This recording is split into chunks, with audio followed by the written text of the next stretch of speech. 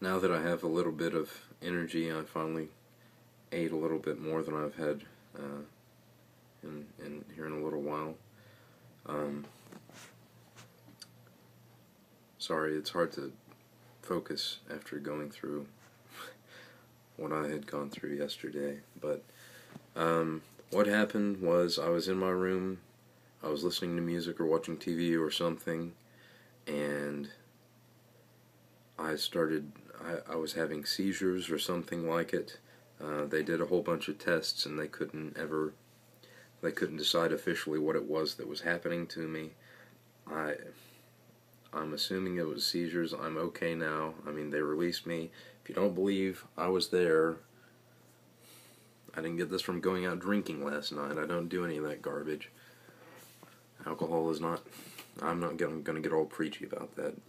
Do what you want to be happy, but do it in a safe way. But I was seizing in the floor. The room's a mess, but I was seizing in the floor right over there, right next to everything. I don't remember any of that. Apparently I was laying there, calling out, crying out, and babbling incoherently. My mom said that at one point I was speaking in another language, and she was telling me some of the stuff that I was saying, and it sounded like Latin. I don't speak Latin, but some of it was that, and I was sitting in the floor over there. To me it was sitting. To me I was sitting in the floor. My arm was moving a little bit that I couldn't control. I didn't see it as convulsing. I didn't see it as a seizure. I was sitting in the floor, quote unquote, and I was talking just as I am now. I thought I was. I remember I kept trying to ask anyone, my brother, or I don't even remember who all was in the room. I know my mom and brother and eventually 3 paramedics were in here at some point, but I kept asking someone. I was pleading and begging, but I guess it wasn't in English or in any kind of language. I needed music. I was pleading and begging for them to give me some kind of music, and I felt it was a hopelessness that I had never understood. There was absolutely nothing I could do. But I felt like I needed the music, and I felt like that would have pulled me back in, and I wonder what would have happened if I'd had some of the music last night, because it was all...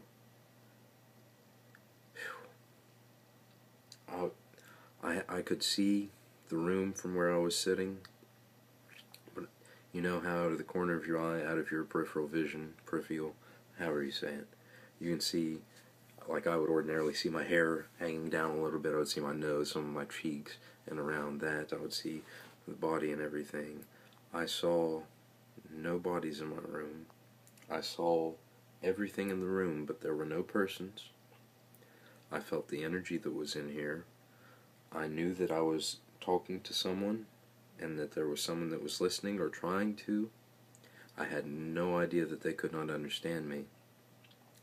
But I was doing all that babbling and everything. My brother broke my door down. I'm not mad at him about that. He probably saved my life by doing that. And he got my mom to come in here, and they called the ambulance. I guess she was holding me while I was convulsing on the ground over there. And in a few instances, I was trying very hard to explain it to them. I was saying, hang on, but when I was telling them about this part, Mom was saying that when I was saying hang on, it was coming out, hang on. But I was saying it as clearly as I'm speaking now in my head then. And I was saying hang on, and I was trying to explain to them that I was experiencing life in a way that I never have before.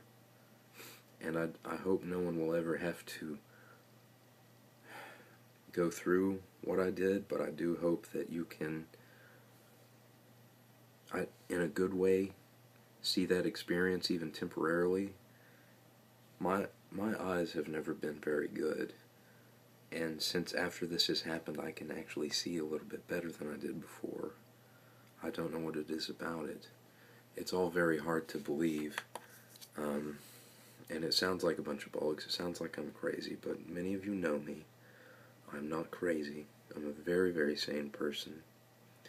I mean, I act goofy sometimes, but I do that. It's sort of a defense mechanism. I was a fat, chubby kid who got made fun of a lot, and I learned to joke and act silly sometimes, but I also do have a very serious side.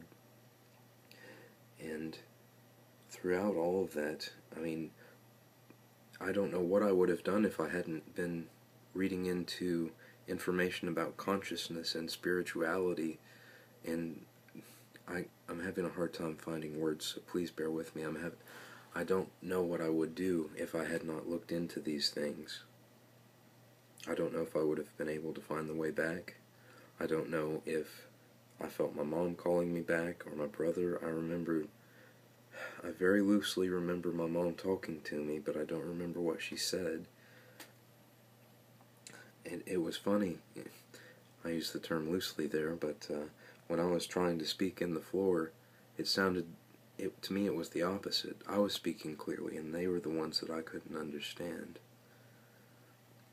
Anyway, I apparently somehow found the strength to stand up and walk out my door, and they had me lay down on the gurney.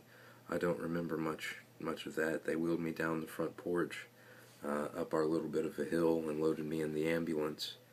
I barely remember any of that. I loosely remember the two gentlemen. The details of them aren't terribly important, but I do thank them for getting me there in time. What else? I'm sorry, it's in the time, in last night, I don't know how long, in what frame of time this was that I experienced this, but I felt years, decades, centuries, ages go by until there was nothing. There was a lot. I went through a lot last night. Bear with me, I'm trying to keep composure here. It's heavy stuff. I'm not making any of this up. There were several people who I've told about this as I was going through it and getting to the next part. When I finally got to, I guess it was the emergency room or something like that, they were asking me for my basic information, for my name, my birthday, and all that stuff. I remember specifically one of them was asking me my birthday, and I guess at this point I was able to speak a little bit again. And I go, it's in February. And then I stopped and I was thinking, and I know when my birthday is. It's February 8th of 1987. I don't even have to think about it. It's just memorized. But I could not remember how to say 8. But I could remember that if I held up, and this took me probably 2-3 minutes to be able to get my hand to do this, I eventually got this hand up like this for 3, and I held my other hand up like this for 5, put it together, you've got 8. But when I was trying to tell them this, I was trying to tell the woman she had her back to me the whole time, typing things on in a computer, and I know it's important to get that information, but I'm not trying to knock anyone, King's Daughters, but you really need to pay attention to people who are having stuff like that going on. And I remember they kept trying to get all this information from me, and this was part of when I was starting to regain control over the physical body. I don't know if it was my consciousness that I was experiencing, or my spirit, or what, but bear with me, I've got a lot more to tell. I'll cut it up into another clip. Stay with me, let me record this, I'll get it uploaded as soon as I can. Just give me time, guys. This is taking a lot out of me. I know I'm sitting in a chair and telling a story, but to relive all this is tough, so bear with me. Please ignore the stuff in the back. I've got the door handle off. I know it looks like crap, we don't live in filth. My room's just a mess right now. I'm 27, and I almost died last night, so yeah, my room's going to be a little bit messy.